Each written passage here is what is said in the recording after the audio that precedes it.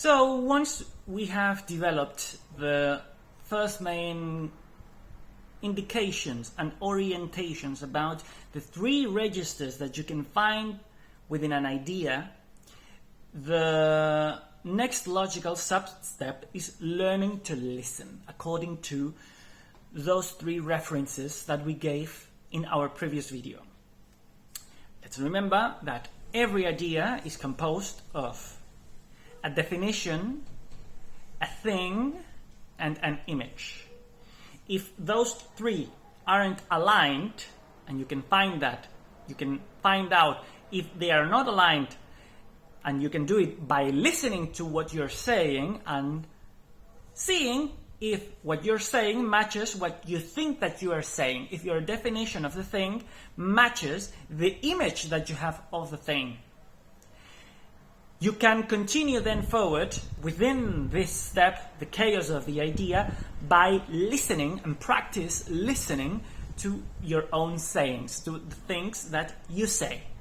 And not only you, but also other people that you find in your day-to-day, on a day-to-day basis, in your day-to-day reality.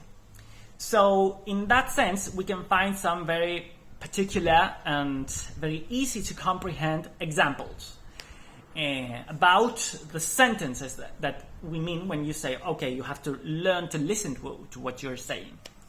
So for instance, one of the main by the book examples of a deviated sentence or a Freudian slip, we could also call it that, is, for instance, you meet someone and that person has a project. Okay, they want to change their lives, and the first thing that he or she thinks is, okay, currently I am jobless. And I think that the solution to that situation where I don't have any money, where I can't contribute to my family's economy, where I am feeling more and more depressed every day because I spend all day at home and I don't do anything with my life. Well, the solution to that is that from tomorrow on, I'm going to look for a job. You can listen there that person has an image in his or her head where they think that they're going to go to several companies, they're going to hand over their CV, and they will have an interview, and they will be hired. But that's not what they have said. What he or she said is, I'm going to look for a job. And looking for a job is not the same at all as finding a job, getting a job. You can look for something, you can search for something forever and never find it. For instance, I'm in search of love. I'm searching for love. I'm searching for happiness. And you can see a lot of stories in people who say things like that, where they never find love, where they never find what they are looking for. And I still haven't found what I'm looking for. Look at and listen to what Bono's song said about it. You can spend all your life looking for things and never find it. The person said, I'm going to look for a job from tomorrow on. The definition that they use, the words that they use to define the thing, do not or does not match the image that person has. That's a division. Their forces are divided. They are not unified. We can see from the most subtle state in their lives, the most subtle register, the most subtle level, which is the psychic level. And the psychic level can be accessed through listening to the word, through listening to the words that the person uses. We can see that that person is based on the chaos of the idea.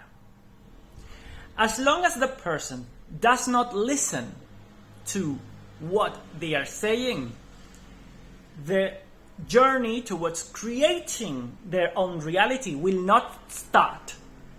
It can only start, that journey towards creating your own reality can only start when you listen to what you're saying and making sure that what you say matches what you want to say. But that's not the only point. That's just the entrance. Why? Because when you realize that while you were thinking that you were the owner of your words, the lord of your thoughts, the lord of your own internal universe, you thought that you were the owner of your own internal universe. But you realize that you're not. That while there are words, sentences, thoughts, feelings, decisions within yourself, you were not the owner. And you were not the owner to such a point that while you were talking and talking, the words went in a direction, the words that you used went in a direction that was not the direction that you decided. If wasn't your decision, then that direction was taken automatically, based on a series of mechanisms, of psychic mechanisms, mental mechanisms that are within yourself, but you haven't decided over them. And just as you haven't decided on your words, then everything that comes after isn't a decision made by yourself either. If you can't decide over your own words, how can you think that you're going to decide over your feelings, over your actions, over the results that you create? And that's what happens. People spend all their lives creating results, creating a reality that is not the reality that they want to achieve.